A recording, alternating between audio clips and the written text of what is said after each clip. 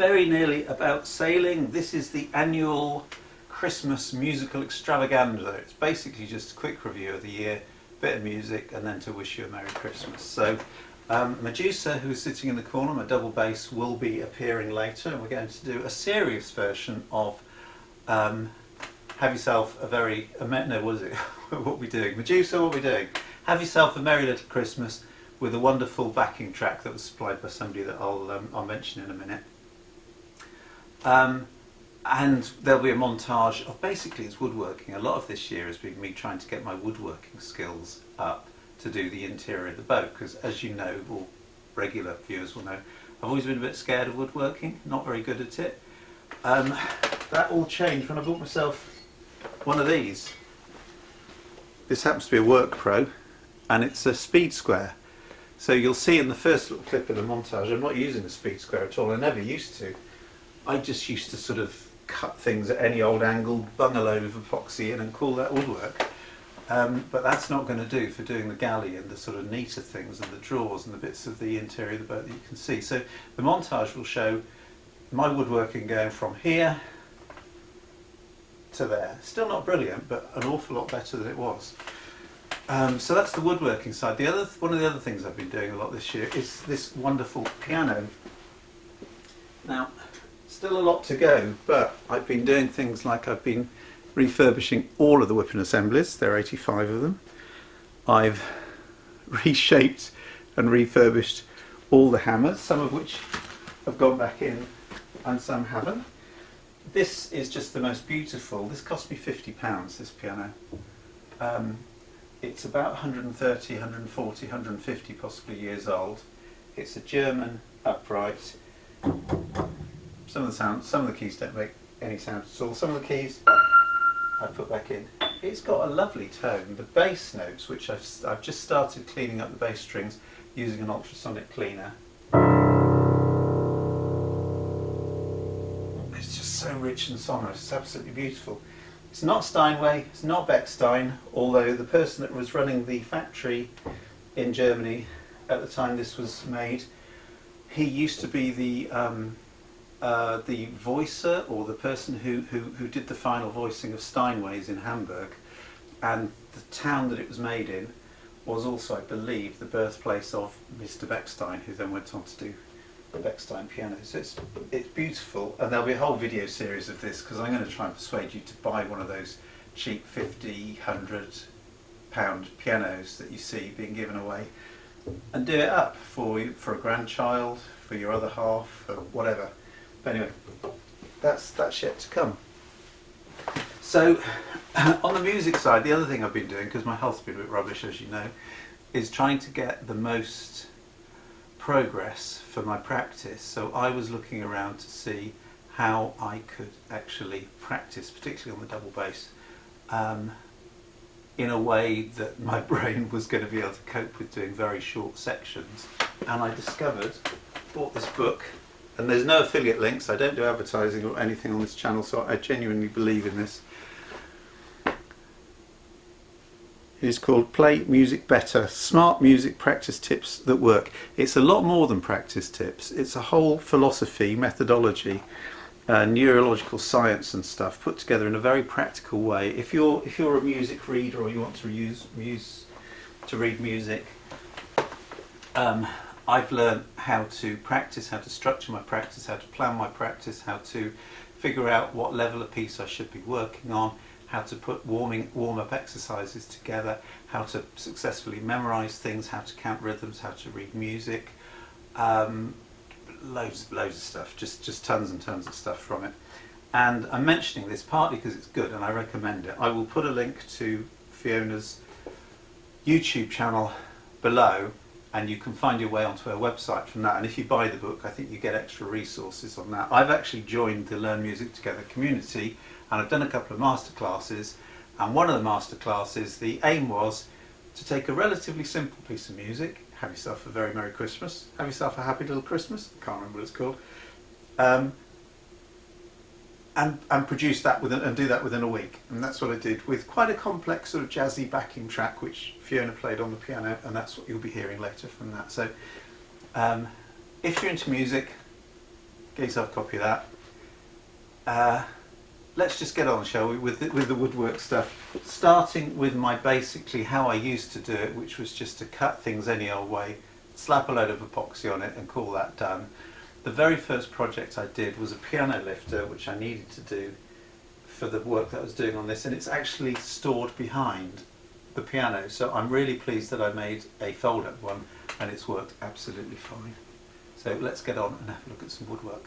If I get this at the right level, you can see there's a much bigger gap here than there is here, but it is exactly at 90 degrees. So I am using my epoxy to cover up a lack of skill. When I epoxy that, that'll be absolutely fine. And what I'm thinking of doing, because this is such a mess, in fact, yeah, I will do this. I'm going to give the whole thing a coat of paint at the end, and if you weren't watching this, you wouldn't know, would you? Well, you would, because it's me, but you know what I mean. Here it is in all its glory, and this has got to be, I'm not particularly good at woodwork, but I normally am quite careful because I know that. And yeah, this is not my proud moment. There are gaps, there are crookedy bits. I don't need to redo it, I can straighten it up, I can sort it out, and I can promise to do better. By sort it out, what I mean is the places where there really are big gaps. I'm going to epoxy that. Right, so what you have to imagine is another one of these on the other side that's going to kind of fold over the top of it, and underneath is a thing that's going to fold under, that's going to hold these two things apart. And that fits in there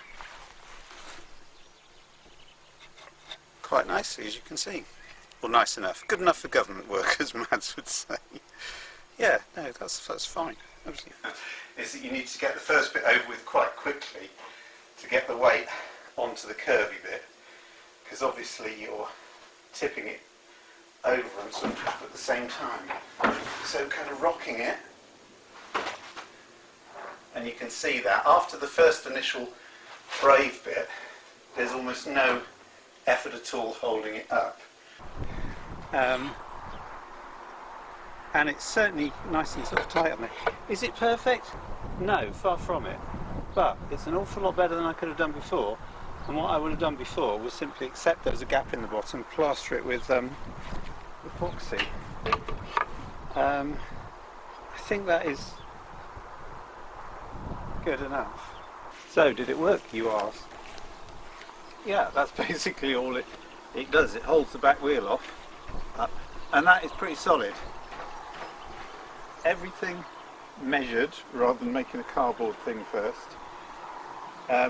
Solid as a rock. Probably wouldn't want to sit on it, although to be quite honest that'd be fine. And I can get to the derailleurs and adjust them. So the next thing to do, because you're going to say, well, hang on a second, Paul, there's a piece of wood in the way. I now need to run this along and actually cut through. Oh, it's my alarm going off, so my washing needs to come out of the washing machine. Sorry about this. I am not doing a retake. Yeah, so now the next thing to do, and it'll be finished, apart from perhaps putting some tung oil or Danish oil. So this should be leaning in two directions at 5 degrees each, and I've got my handy 5-degree thing. Yeah, that's leaning 5 degrees that way. And it's leaning 5 degrees that way. It's awesome. Blimey. So, everything here has got a compound angle in it of some sort. It's just using the measurements from the table saw and then gluing it together and relying on these faces to see if that would kind of work out there. And you turn each other one around. That's not too bad. That's not too bad at all, actually. Reasonably flush. You can see I haven't given it particularly good sanding because there's still pencil marks and things on it. Not too bad. There's a bit of a gap. I don't know if you can see that. Bit of a gap back there. Not great. So, there we go. It's finished, it's comfortable, and it works. And I shall prove that because I'm about to sit on it.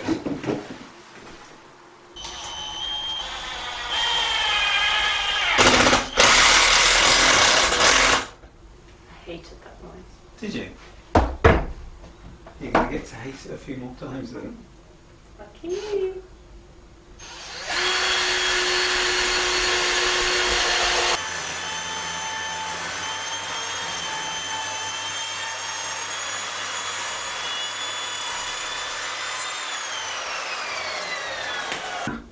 Fits very neatly, and I have cut this, so I'm not cheating, but I basically I measured it against the thing, and it's not perfect, but this is learning. Is it the world's best workbench? Well, yes and no. No, because obviously there are better ones that can do a lot more, but it's exactly what I wanted, and this is the point, I think, if you're doing a workbench. It's got to be exactly what you want. This is only 2 foot by 4 foot, which is quite small, but it fits perfectly down this end of my workshop.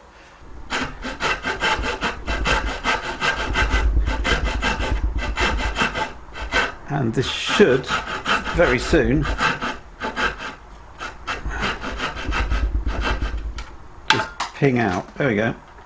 I'm hoping that that's more accurate than what I did before. I don't know if I'm optimistic, pessimistic or what. But I don't think I could have done that any more accurately. Well, it's certainly not. It's certainly tight. Oh, that's going to be too tight, isn't it? I don't know. I don't want to just bash this in too hard, but.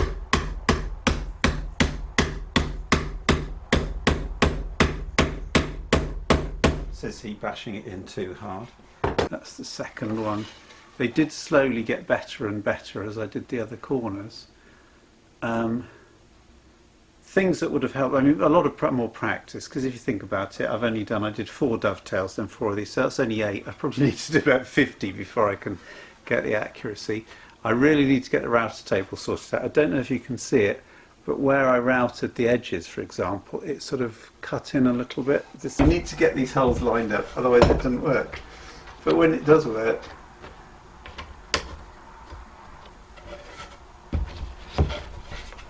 it works really, really well. Look at that. That's not bad. Can you see that? That's all right. That's as good as I need for a. I was going to say hamster house. It's not a hamster house. It's a hedgehog house. It's not brilliant, and I probably will not use this very much. But if you want cheap and cheerful, £840 cheaper than a Fez tool. There we go. Desiree's hedgehog house. Very easy to make. I will put the link to the website with the plans below, and have fun and let me know if you make one. Let me know if you get a hedgehog, and I'll wait until the spring or whenever they've stopped hibernating and tell you if we've had one in there. And the last job of the year. Not the most complex, to be honest, but it was actually a commission. So I was asked to make, I don't know if you can see that, between 4 and 6 of those, so that the complexity wasn't in actually making them, because they're very simple, and they're to sort of hold up a little internal gate to stop some very clever dogs running between 2 rooms and getting a Christmas dinner. But it was actually setting up the table saw and making them all the same. So very pleased at that. Beginning of the year, couldn't have done that. So what have we got so far? What have you just seen? You've seen going from a piano lift, which I had to make because a real one would have cost me £1,000 as opposed to 100 quid's worth of wood, a stand for my bike to make it easier for me to do a derailleur thing. I think I showed you a brief look at doing a guide sled thing for my what's it called, my circular saw. You saw me using the table saw that I've got to make the stool that I'm still sitting on. It's still working, absolutely love it. I'm going to make another one. What else did I make?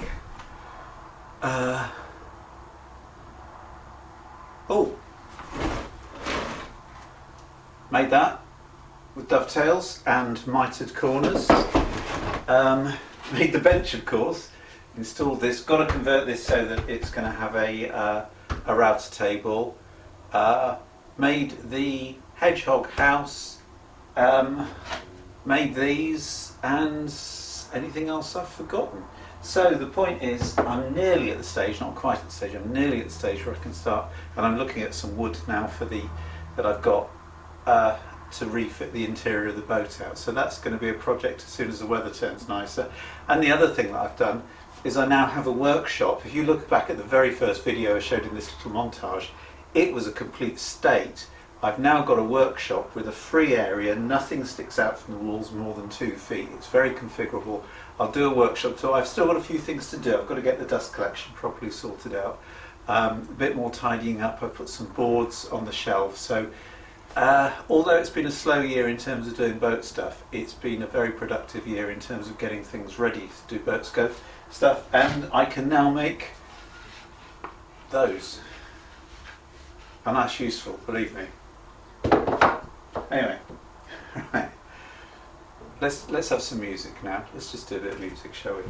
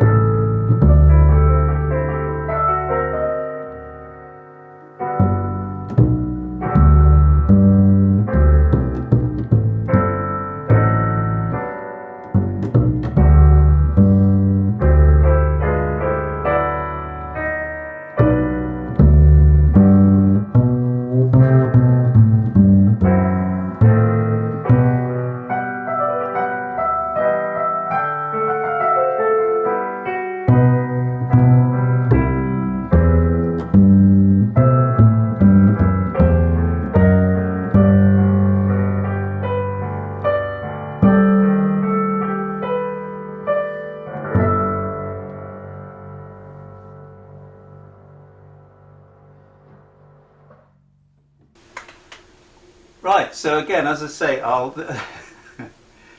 that was some serious music. You weren't expecting some serious music. Maybe next year I'll do the normal thing, which I do, is just change some lyrics to some songs and strum away on the guitar or something. But that was serious. I hope next year there will be this. I haven't got a name for this piano.